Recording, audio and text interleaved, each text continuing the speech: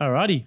Welcome to the FightFit Podcast, episode number 21. Simone Bailey, welcome to the podcast. Thank you for having me. I'm very excited. Yeah. So I've had a bit of a read over your CV. There's a lot going on. 55 boxing fights. Yep. 10 kickboxing fights. 50 wins in those boxing fights. 9 wins in the kickboxing fights. You're also a barrister, crossfitter, weightlifter. Where did it all start for you? I think do you know what? I always loved sport, but I was a runner. High school, I was always a runner. And then it's so random. I moved to Canberra for a job for government and just went to a gym, like trialing out. When was this? First year after school. After uni. I don't remember what year, but a couple of years out of school. And there was just randomly a kickboxing class on. And so I was like, oh, I'll try it. It was like perfect timing. So you were out of uni by the time you just started? Yeah, I just finished uni. I was really old. I didn't start kickboxing until I was like, I must have been maybe 24. Yeah. Something like that. And I did this class and I kind of fell in love with the instructor. Really? I actually did. He was I think he was an Australian champion at that time, kickboxer. And so we actually ended up dating, and our first date was to one of his fights. And I was this girl, little girl from private school. I'd never seen a fight in my life. I'd been to like a couple of kickboxing classes at his gym. And then I was at this fight in Sydney in Blacktown. And it was like, it was crazy. And That's I kind of had, 2 hands over my eyes, but I loved it. Absolutely loved it. And it was full on kickboxing, like professional rules. Yeah, it was a pro fight. Wow. First one I'd ever gone to, and I was sort of hooked. But it took me maybe like 2 more years until I had my first fight, just because I think it took a long time for me to sort of, I suppose, mentally come to terms with hitting people and but it progressed slowly for me. So I, obviously started sparring, and then, I really wanted the next step. And so it took me a little while, but it took me ages as well. I've only had one fight, but what was yours? Was yours kickboxing? No, mine was boxing. It was a FightFit challenge. Yeah. Oh, there you go. Yeah. There you go. But it took me about 3 years to get to the stage where I was actually ready to put everything aside. Yeah.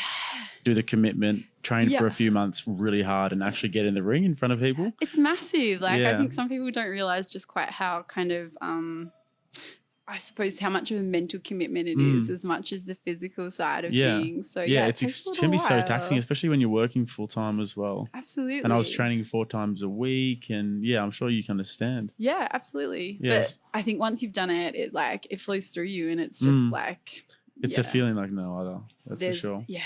I've done, as you sort of mentioned, I've done quite a few other sports since then, and there's no adrenaline like fighting, whether it be boxing, kickboxing, whatever. Like nothing else kind of lives up to that feeling. When you say you fell in love with it straight away, was that kind of like you loved the idea of fighting, or you just loved the discipline? Or? No, do you know what? I loved how hard it was. So again, coming from being a runner, I used to do a lot of long distance stuff, and I was about to say, because to have no sporting background to getting into fighting, it's such a transition. So it makes sense that you'd have that running background. Yeah, no, I mean, I'd done basketball, I'd done all sorts of sports at school, but nothing kind of with the commitment that I ended up having to combat sports.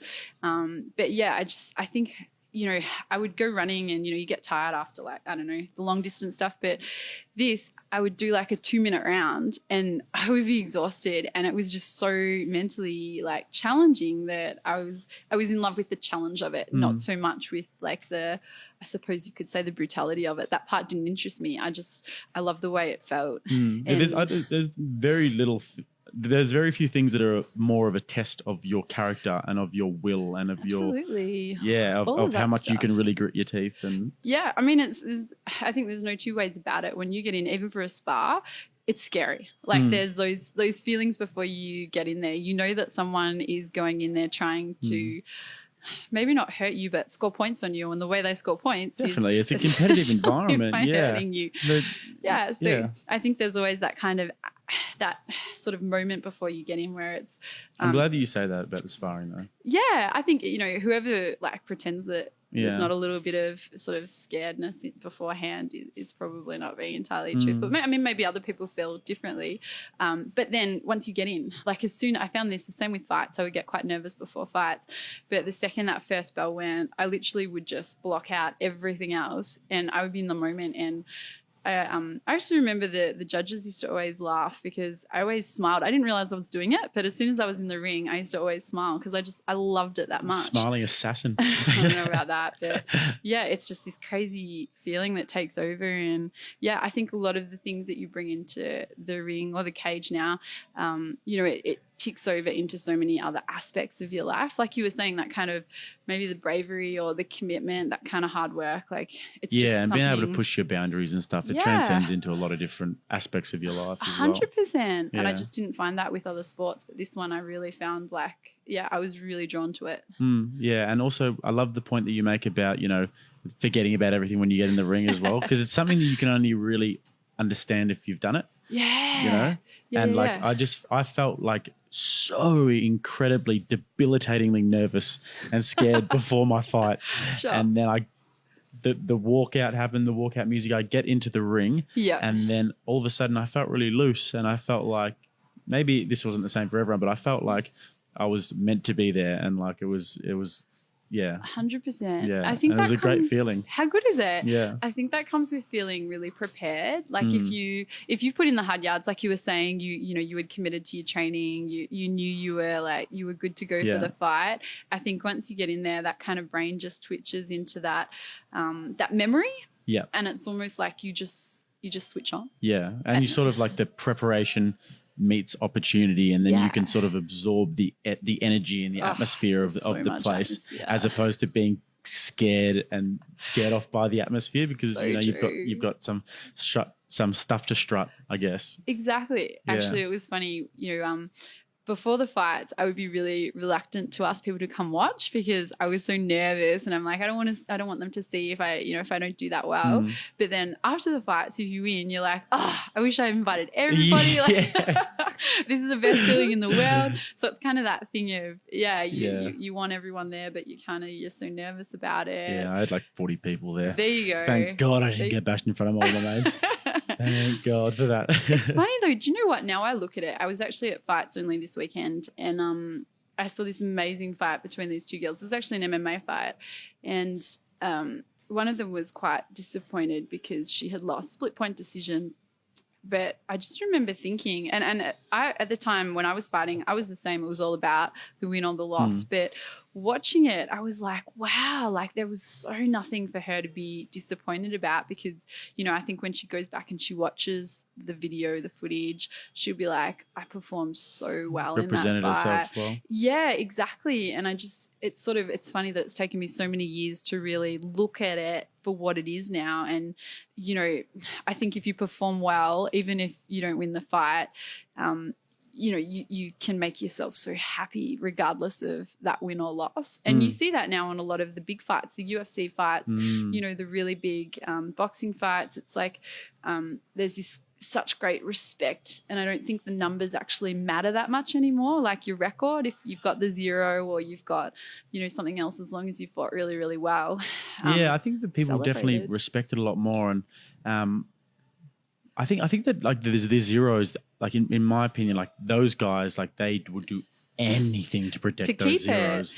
Yeah. Like the Nurmagomedov and the John Jones, who's got one loss on his record, but let's call a spade a spade, and he's undefeated. But yeah, I think that there's so much more to it now. Yeah, it's like if you see a fighter who every time you watch them it's going to be an amazing fight, it doesn't really matter who wins. It's like, I just want to watch the skill, I want to watch the performance. And also the character, the person that they are as well. Like you see a Diego Sanchez or that sort of character, and like you just know that they're going to give their all. Exactly, they're there for the fight. And they're themselves as well. Exactly. Because there's a lot of masquerading as well that goes on these days in the fight game. And when you see somebody who's a genuine lovable character, and I think that's why Jorge Masvidal has had this stardom now. It's so true. I think that's right. That's right. I mean, it's the way he carries himself, not only during the fight but before and after. That people just love them. Do you follow MMA much these days? You're obviously on the board of the Victorian fighting. Yeah, it's a professional boxing combat sports board of Victoria, the state one. But I'm absolutely follow all of it. I think the more that I know about the sport, the better I can perform my role. So I take a really keen interest in in all combat sports, all of the ones that are under our jurisdiction. So MMA is certainly very popular here in Victoria. Do you like keep a really close eye on Australian athletes as well? Yeah, absolutely. Because again, in our role, we have to approve all of the matchups. So there are particular matchmakers who have their licenses to put up the matches, but we as a board have to approve them. So unless I know what the fighters are like and have seen them myself, it's very, very difficult to know whether it's a proper matchup or not. So I really make an effort to go to as many fights as I can, keep an eye on their fights if I can't go myself, and follow all of their careers. I love watching the Aussie boys and girls over in the UFC. It's so great. Yeah. Well, we've got a few, recently we've had great sort ones. of 3 or 4 that have come through really recently. Yeah, They're if we're talking about great. Aussie, I think the Aussie and New Zealand, like often, like even though Whittaker and Adesanya are going to fight each other, people like often like put them in the same box. Like I'm in a Facebook group called Fighters of Australia and New Zealand. Okay. And, it's basically just conversations about all of the fighters that are coming through, and I just follow it avidly. All of the young fighters that are coming up. On that page. Your Tai Tuivasa, your Tyson Pedro, Jake Matthews, Jimmy Crute. I love Jimmy Crute. Obviously Robert Whittaker. Yeah, it's going to be a massive Dan fight. Hooker won on the weekend. Yeah. Did you see that fight? I didn't see that fight. First round knockout. Oh, amazing. Yeah, it was awesome. There's lots of great people for us to watch at the moment. Yeah. Do you like see much of like the smaller promotions in Australia and like the fighters that are coming up through there? Absolutely. I mean, that's our sort of bread and butter. We're at the fights every weekend. That's that tends to be what I do every single weekend. So that's so cool. Whether it be boxing, kickboxing, MMA, we have to have board members at every promotion. We also loosely cover the amateurs. The amateur bodies are exempted, so they have the ultimate responsibility, but we keep an eye on them. So, last weekend I was at the amateur MMA. Yeah, we're at fights every weekend. Yeah. What about the promotions in the other states as well?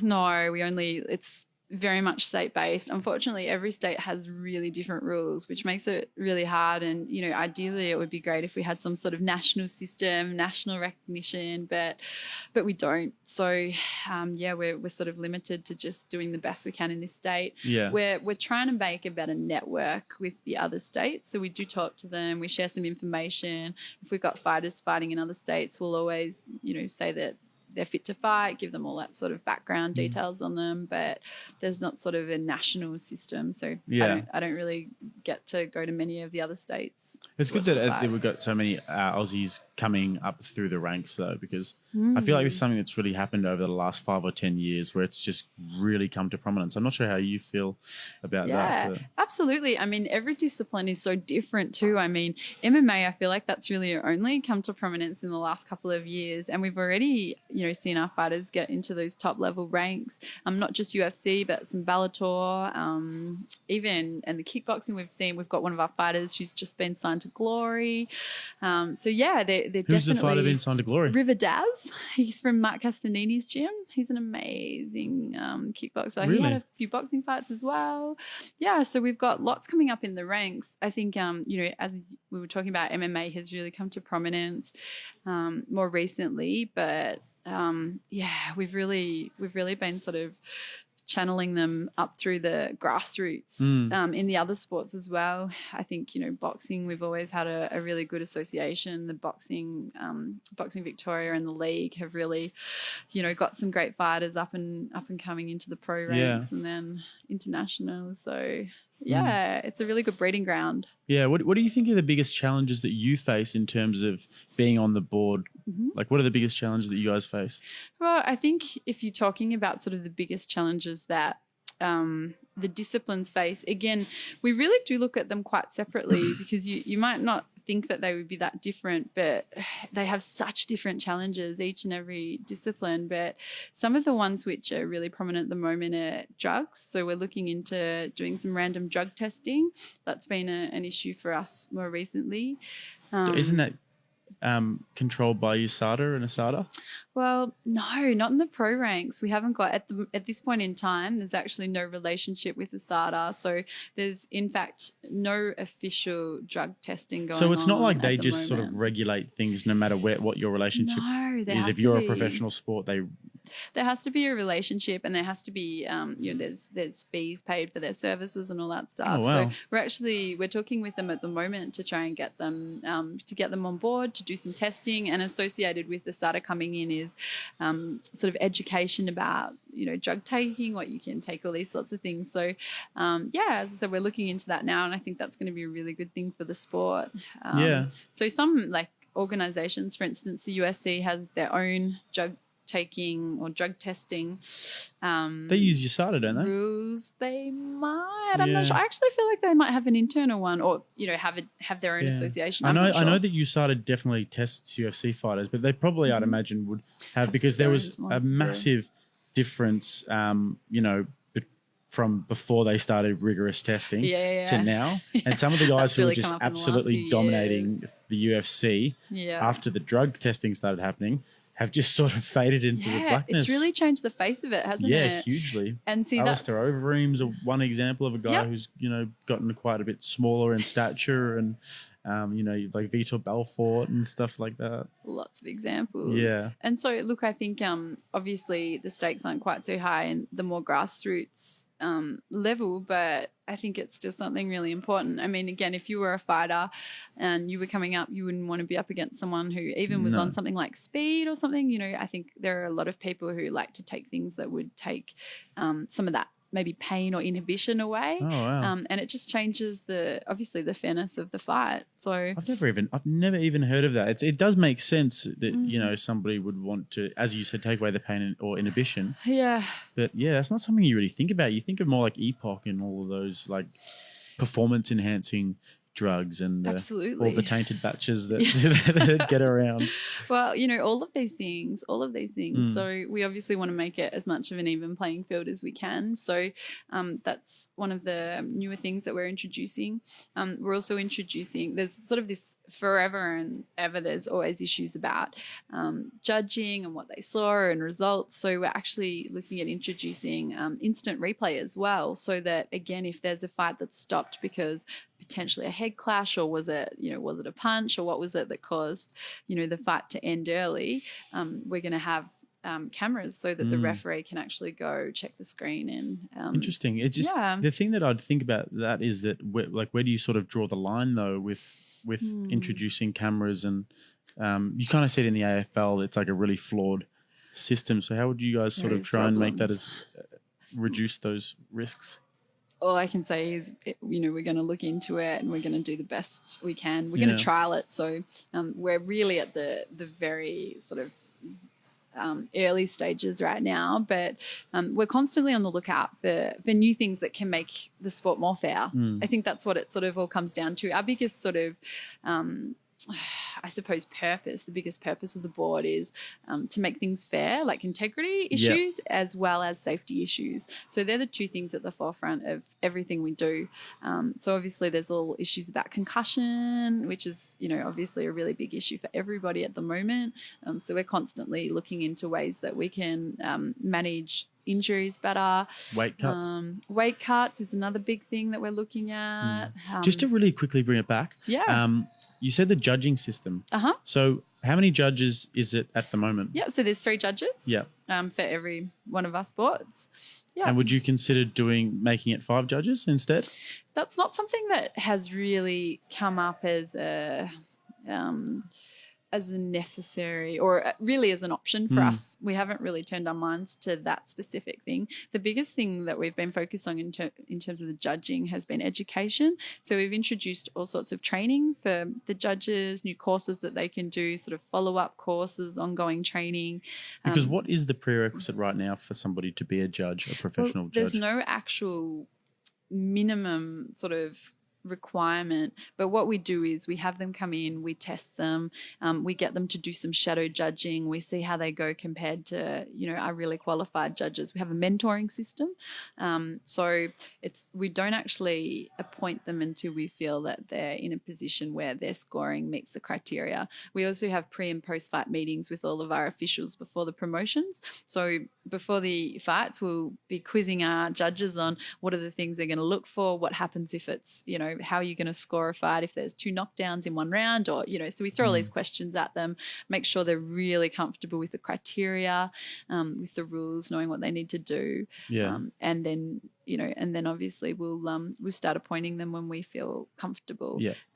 With the MMA, we've actually introduced a new really great course that's been run by Greg Collegius. So I always pronounce his surname wrong, because again, there was just sort of this lack of real, I suppose, knowledge, again, because it's such a new sport, and I know it sounds ridiculous to say a new sport, but in terms of having a really good pool of judges, we've got sort of fighters coming up, but we haven't really got a massive pool of people who, typically we get judges and officials and stuff, ex-fighters or people who've been in the game for a long time, and we just didn't have that. So Greg's been sort of on this mission to enlist a whole lot of new judges, but then we're making sure they really understand all of the sports, because of course there's no point having a judge who's great at boxing. So for MMA. the judges can be cross disciplines only if they're qualified in those. So we're really conscious. So every time we get a promotion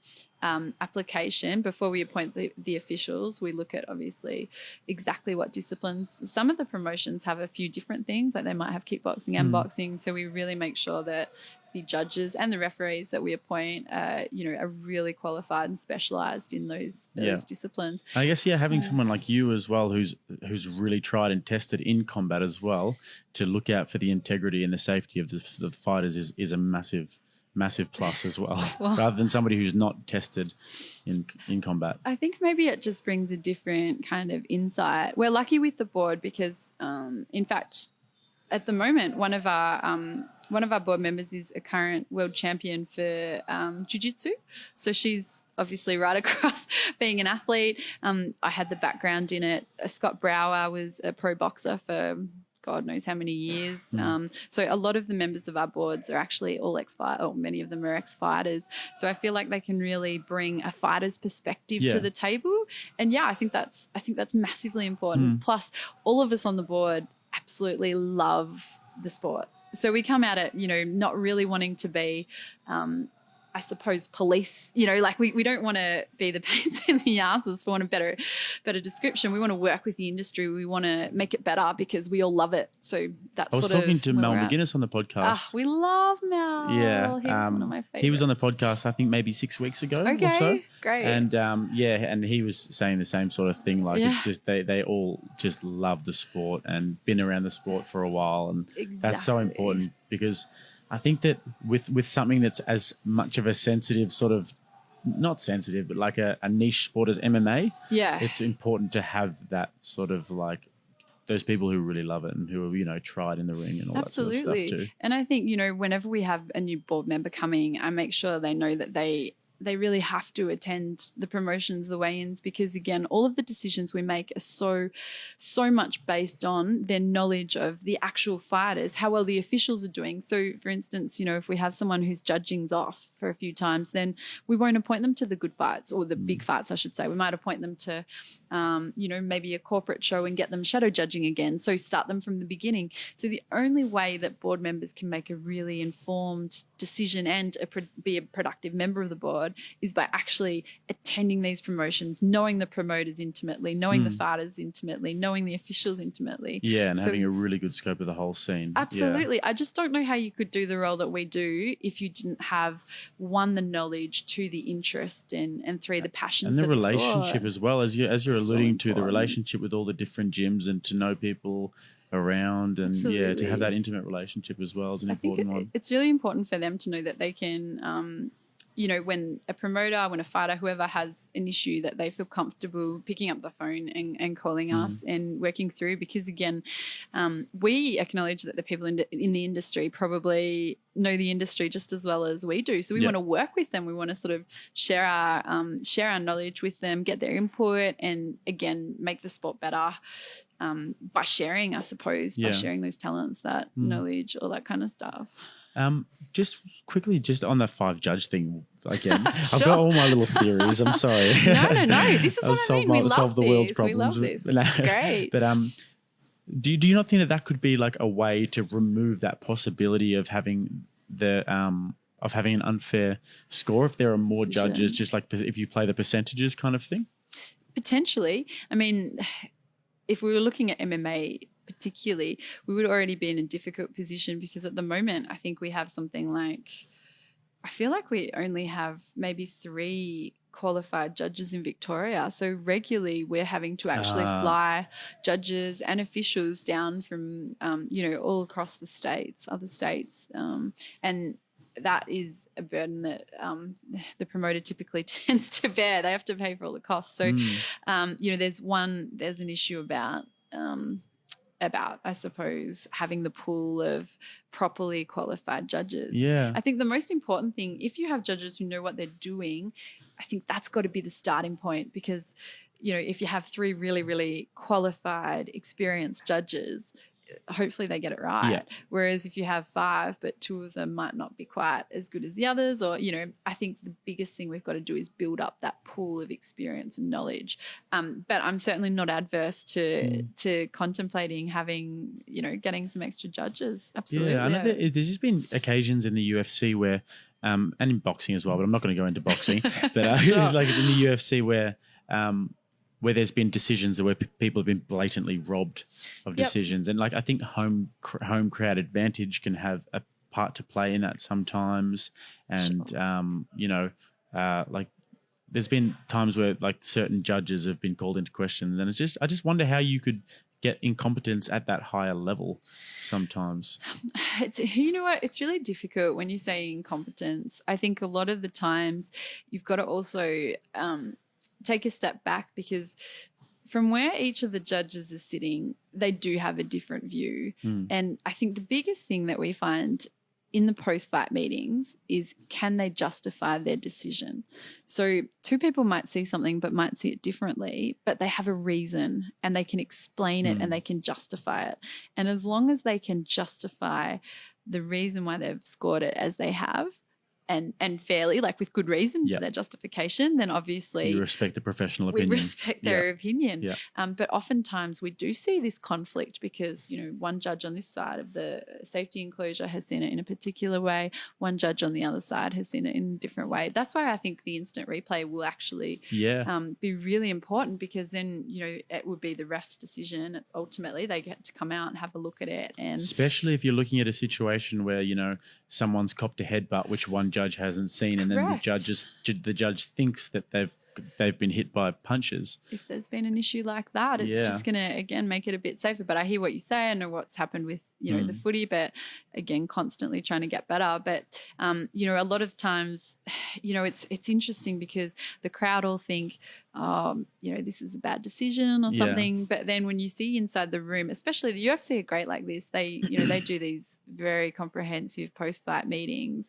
And, we throw a lot of questions at the judges. They actually have to write down sort of bits and pieces as they go along to remember because we query them on a lot of their decisions, not just one, like round 1, fight 3, why did you score it this way? If there's inconsistencies, and they have to be able to provide an answer. And if they can't, then again, we don't use them, or we give them more training, or we look into it. So I think a lot of times, although the crowd might think they see it one way, I don't know how many of the crowd, I mean, obviously a lot of them do, but how many of the crowd actually know the scoring criteria as well as a judge should. So, Awesome. Well, thank you. So I'm sorry to ask you all those questions. But that really answers my questions about the judging.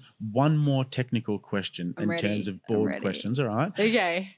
In your perfect world, yes. Not experience aside, but like what you've had to work with aside, what would your perfect weight cut model look like? I wish there wasn't a weight cut model. I mean, it's just so fraught with disaster. I was at a weigh-in on Friday night, and there was a fighter. He almost had to be carried onto the scales. Did you see Aspen Ladd?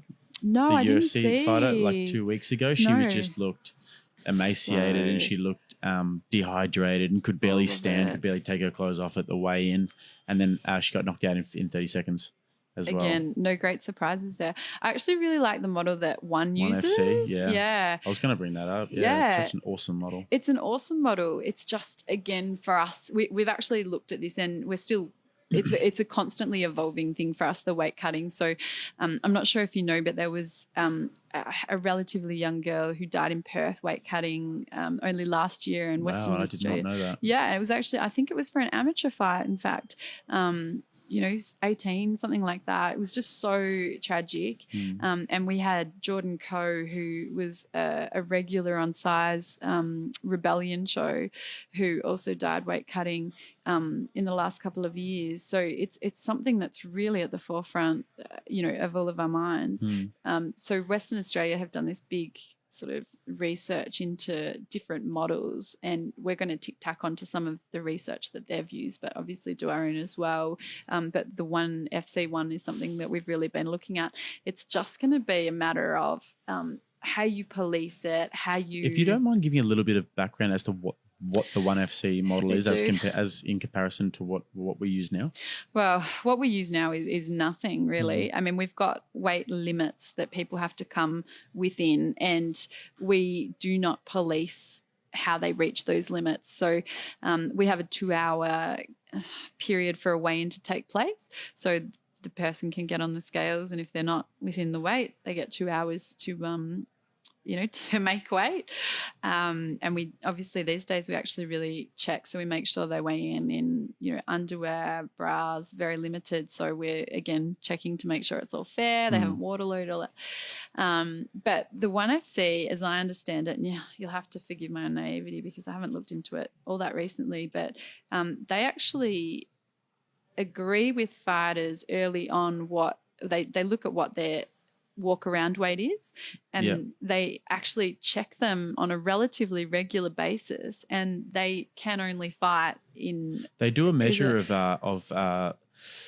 hydration tests, there we go. And they do bone density tests as well, I think, and they just sort of look at sort of somebody's natural walk. What's your walk around weight, and what's the sort of weight that you're going to fight at, and they basically just say that's it. Yeah, and they give you like a little sort of instead of you get guys who are walking around at 185 who are trying to make 145, and it's just like incredibly dangerous. Absolutely. And unhealthy. I couldn't agree with you more. So that's something, again, at the moment we're looking at education as a starting point, and in fact if in fact the UFC do end up having their show in Melbourne for the big fight with Whittaker, or let's just say the next time the UFC come to Melbourne, we're hoping to tic-tac with a lot of their experts, because they bring with them all these unbelievable experts in a range of fields. So they'll have nutritionists with them, people who do the hand wraps. I don't know if you've seen them, cut men. And what we're actually planning on doing is piggybacking on the UFC by having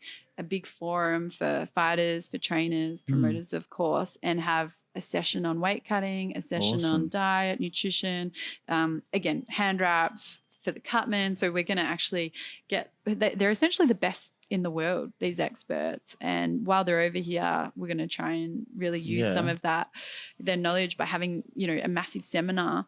We'll send some of them our way for the podcast.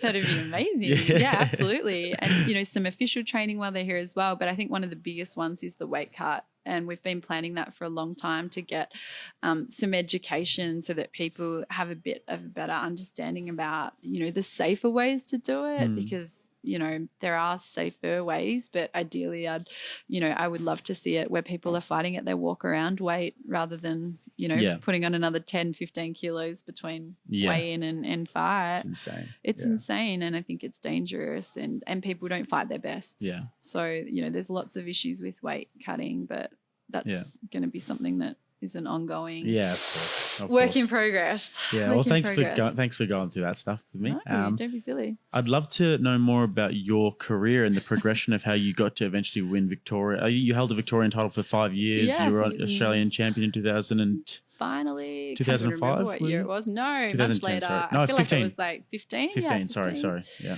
got 10 years wrong. Close. Close. I fought for 10 years. So yeah, as I said, it started with like quite a way. It took me a long time. And then I started kickboxing. I think my first few fights were at QBH nightclub, the very old school. I'm too young. Okay, yeah, I'm not surprised. But anyway, so I don't go night clubbing either. No, well, neither did I. Mum might be watching that. Anyway, it was very old school, but yeah, so I had a few kickboxing fights, and then all of a sudden we found out that women's boxing was going to be in the Olympics. So that really sort of led me to think, wow, imagine what it'd be like to try for Olympics. So I crossed over from kickboxing, Muay Thai into boxing, and that was when I had, you know, a heap of boxing fights. And yeah, I had, as you say, 55 over I don't know how many years, but the first few years it was really hard because there just weren't that many females around. So I would fight the same girl over and over and over again. I'd be Poor like, girl.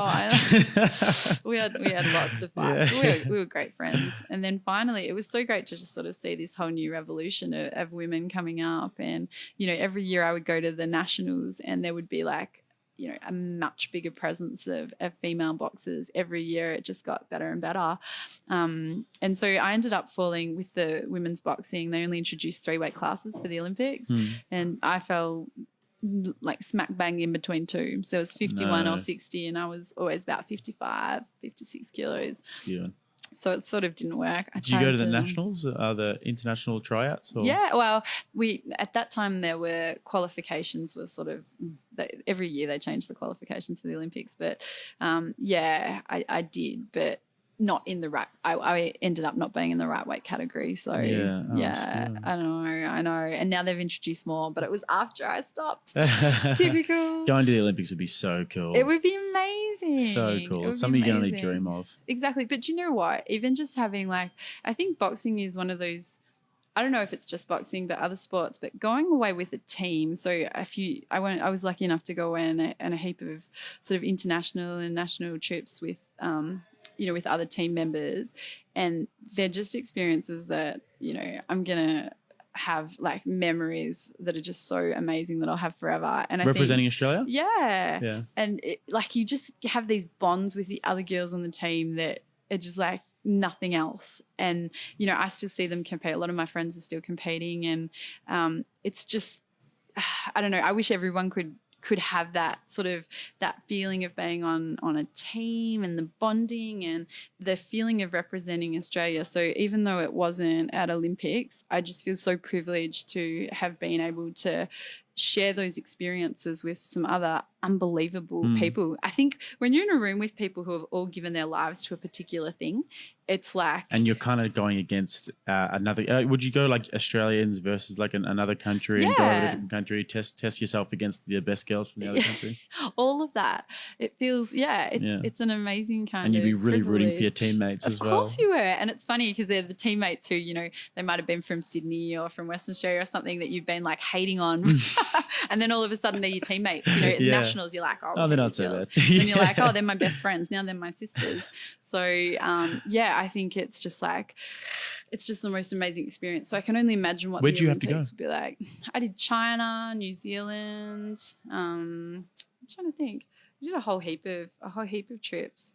And it was just like, it was the best. And, you know, there I would be at work and I'd be like, oh, sorry guys, I can't come in for the next month because I'm going to be that's so cool. punching people in China. You know, so it was a really great, I think it was a really great thing to balance my life with because I was so committed to work. But then, you know, I had this really serious passion and commitment for my sport. So it gives me a headache trying to imagine how you balanced being a barrister and being a professional fighter as well. It was always amateur because I wanted Olympics, but yeah, I used to train twice a day. So there was a period of time where I was getting up at 3:30 in the morning to train, to get to work in time, to then go back to the gym after work and then, you know, go to bed and do it all again. There was a lot of sacrifices. All my friends would be going out for Friday night drinks or whatever drinks and I'd be like, I'm off to the gym. Like, but that was who I was and I just loved it. It's quite an empowering thing being able to do that as well.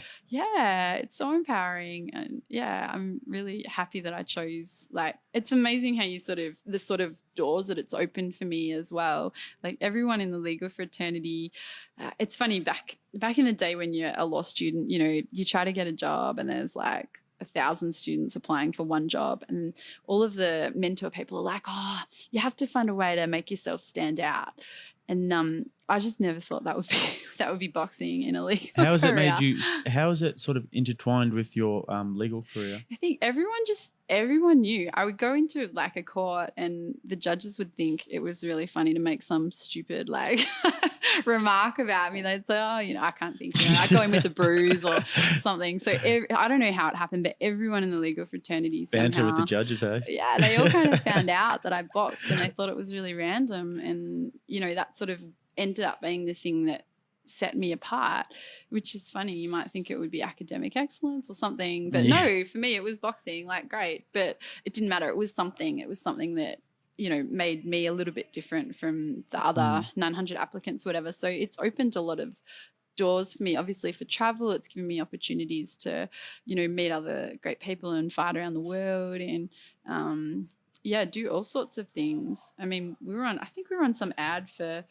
Married at First Sight or something. We were boxing in our wedding dresses. Like, do you know what I mean? It's just given me all these amazing, like, weird experiences. Yeah, memories. Yeah, and now obviously being on the board, I just love it. So it's, you know, this thing that's turned into kind of a lifelong, I don't know, it's still flowing through me even when I'm not, you know, putting on the gloves every day. It's a passion that you're being able to sort of work with as well, and being able to have that and the professional side of things as well, and really have that release, and also to be able to sort of, I guess, mix it with your professional career as well. Yeah, absolutely. Yeah. I think it's been a really important thing for me to be able to, you know, to have the two. Yeah. I can't imagine what it would be like just going to work, going home and starting the day again the next day. For me, it's like I go to work, have a massive day at work, and then I go to the gym, I have a massive day at the gym. And I just love it though. I love it.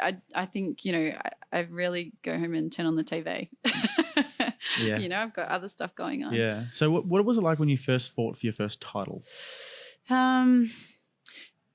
It was, gosh, that's one question I haven't been asked for a long time. Do you know what? I think I approached every fight the same. Like, I just wanted it so bad. Again, like we were saying, I wanted the win so bad that, you know, every fight was just any opponent, every fight, I just approached with the same commitment and drive and all of that. Would you say that you were like an aggressive fighter? Yeah, I was very aggressive. Yeah.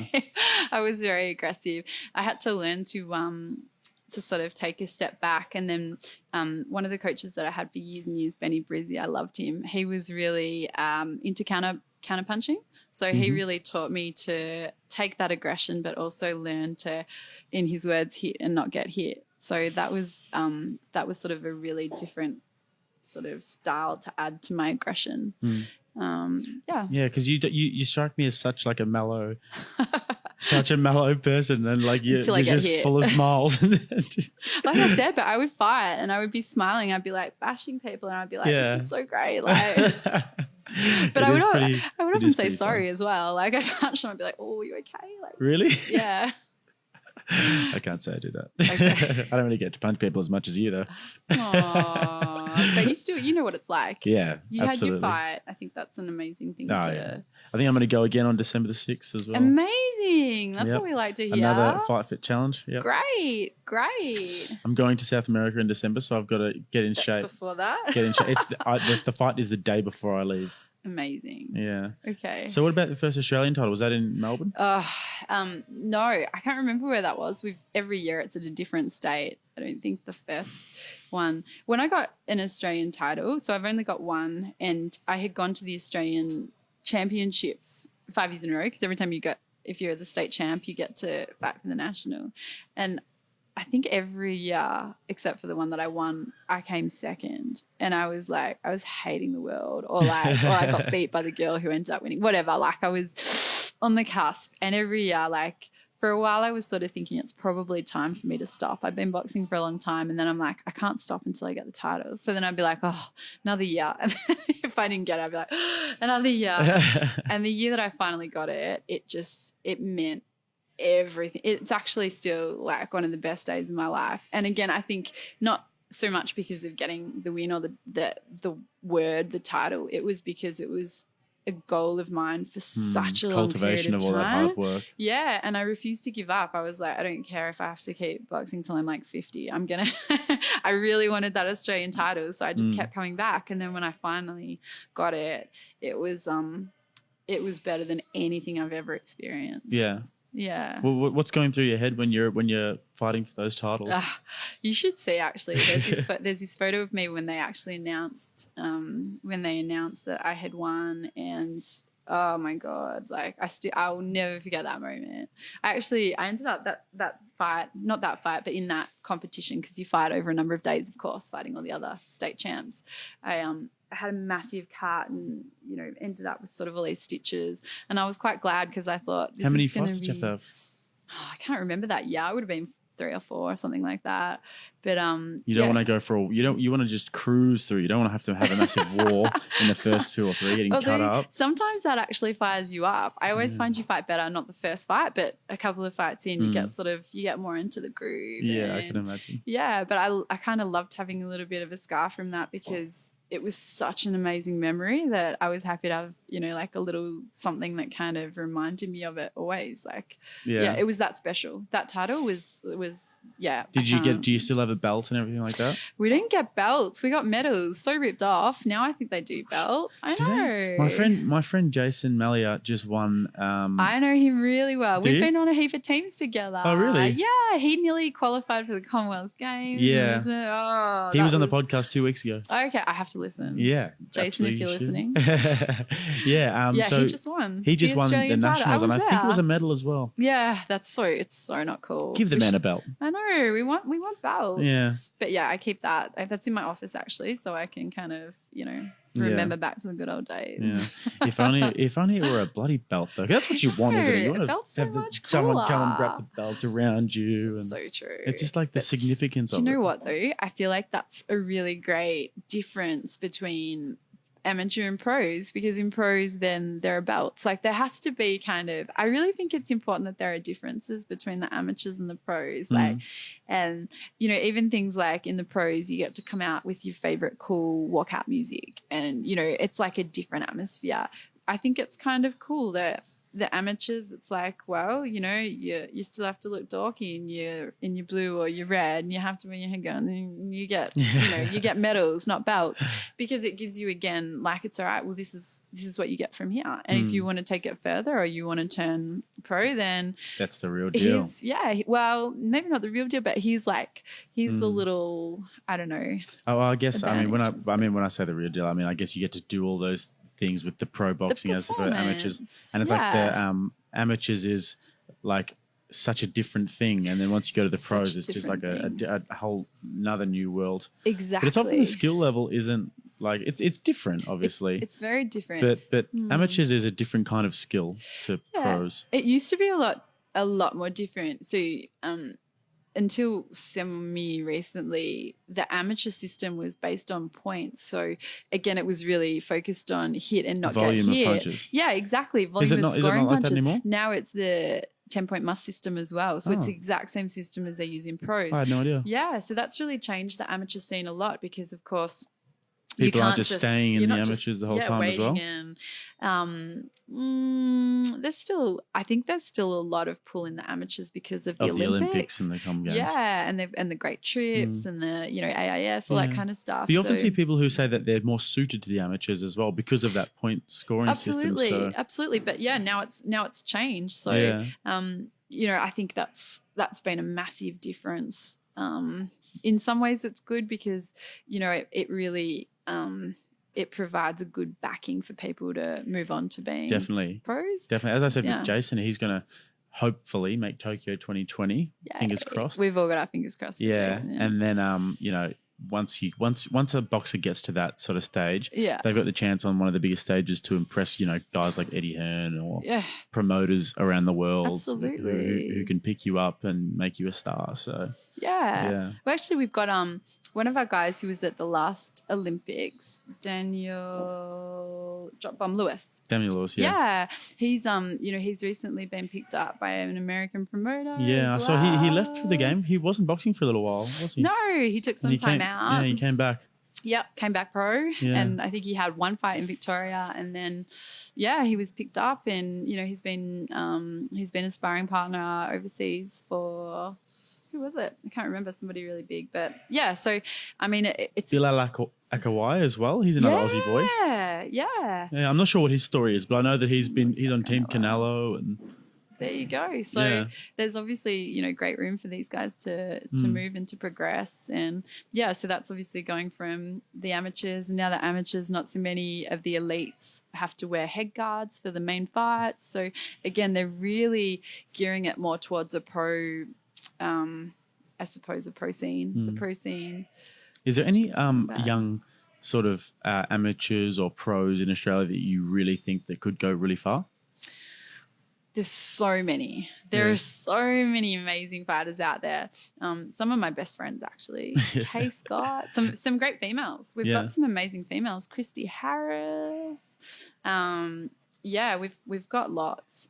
Christy Harris, is she a Melbourne? She's Victorian. Yeah, she's in Geelong, but she fights all around the world now. She's had a zillion more fights than I have. She's amazing. So we've got lots of fighters who are showing real potential, and they're really getting opportunities now. So these girls and lots of the boys like Jason Malia, they're getting so many international trips. They're fighting on the world stage as an amateur, so they're getting that exposure already to see how other fighters fight. And I just think that's going to prepare them so much better for if they want to do the pro ranks. But still in Victoria and Australia, there's not all that much for pro fighters.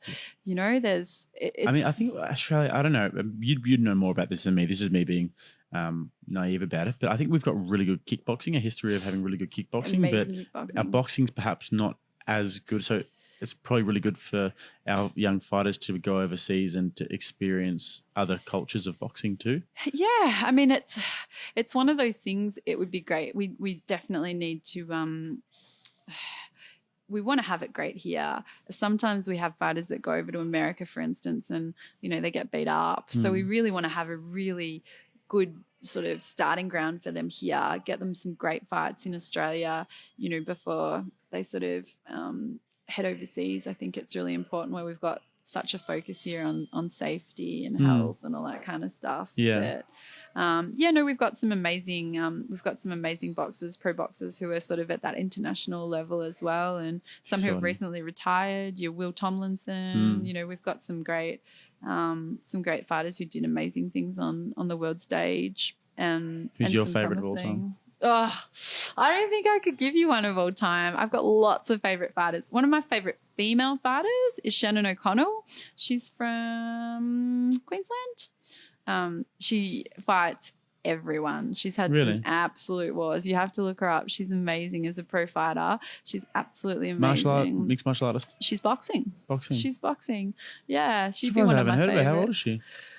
Do you know what? I feel like we're probably similar. She'd be in her 30s. She's got a couple of kids, and she's just this amazing. Like, the heart that she shows when she fights is second to none. And like I said, she fights the really good fights, so she's not afraid to have a loss against her name, but she will fight the really hard fights, and I love to see that. I love to see boxing. Like, when I go to the boxing, I don't want to see, I don't want to know the outcome before the fight starts. I want to see skill and watch the fight and get excited. There's nothing better than seeing that good mixture of skill and heart. Yeah, it's the best. That's what we want. That's what we really want. So anyone else that you could think of that us Aussies who are really avid followers of martial arts or boxing should keep an eye on?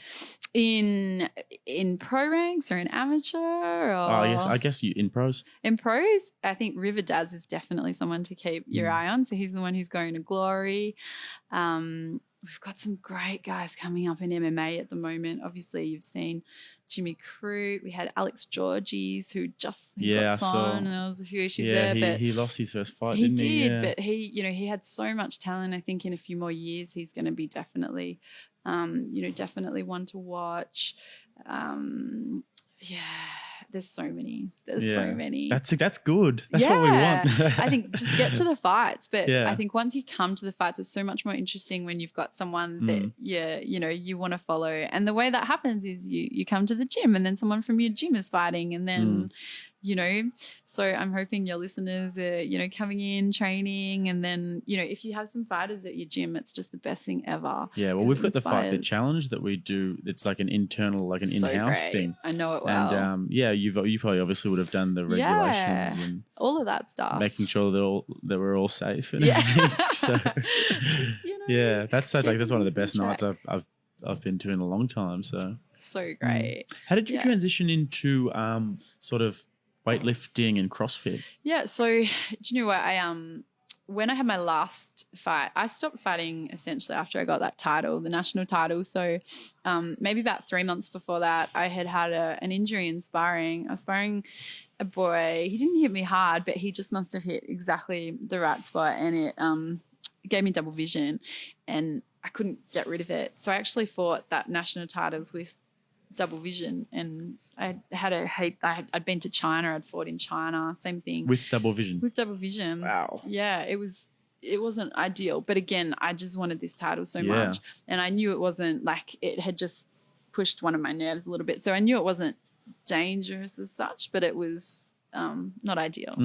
Anyway, so I kind of was thinking it was probably that started impacting on my work because I was struggling in my work I do a lot of reading, and that was interfering with that. So that was probably the only injury that I ever had that made me think, oh wow, okay, now maybe my boxing is interfering with my kind of lifelong work.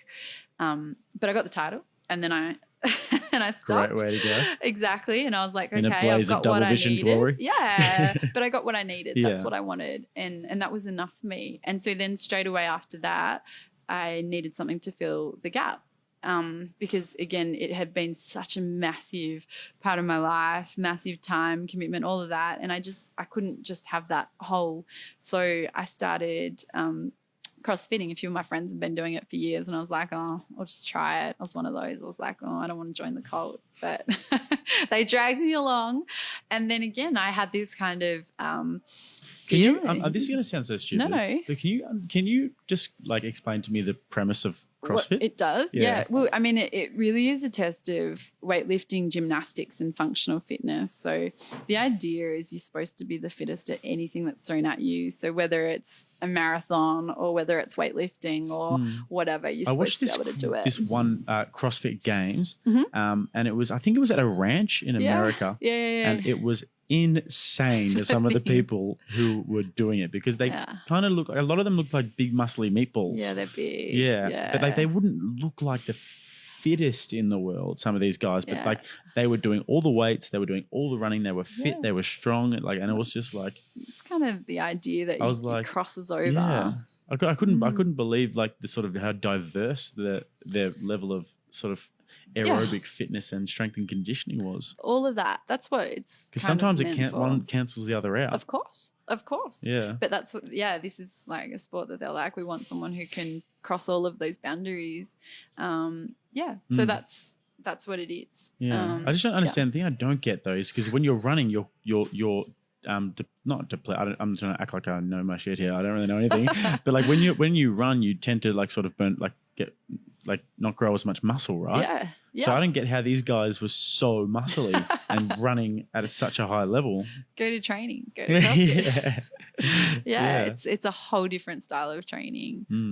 But I think the thing that attracted me was all of a sudden I was starting from scratch again. And like I said, what drew me to the boxing, I would do something and I was terrible at it. And I was like, oh, great. Well, there's a challenge. And that was my next challenge. I'm like, oh, well, I want to be good at this. So I hated not being good at it, which made me go back every day to get good at it. Yeah. So it was just something new. And, at the start, there's so many great improvements. I'd been boxing for so long that I feel like my improvements were kind of, it's not like one day, you get 10 million times better. But when you start a new sport, obviously it's like, oh, I got that skill. Oh, this is so much fun. So it was, it was just something to replace the big hole that boxing had left. And the feeling of becoming proficient at something that's really difficult as well. Yeah, exactly. It was the next challenge. Yeah, all of that. And, I didn't have the problem with getting more sort of hits to my eye.